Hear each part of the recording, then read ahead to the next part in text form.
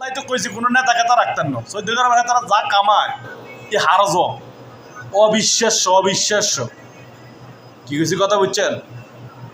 1 টিয়ার মাল একটা 10 টিয়া, 10 টিয়ার মাল একটা 50 টিয়া বেচতে আছে তারা, কোনো আওয়াজ নাই।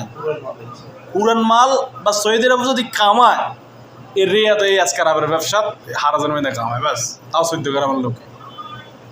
আর যারা নতুন মেলা ব্যবসা করছে তারা ভিত্তি একেবারে 100%। আজ 3 দুয়ানে খরচ হইল 300 টাকা, বেশি এইতে পারি না 300 টাকা, তো মেজাজ কি কেমুত গরম হয়।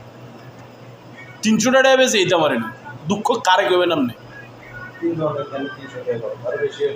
আর 300 টাকা শুধু দোয়ান ভাড়া ধরলাম, 322 টাকা ইয়ে দোয়ান ভাড়া, 300 টাকা তো 22 টাকা কালি বেললি, এরা তো বেচতে পারি। দোষটা কি আঙ্গ?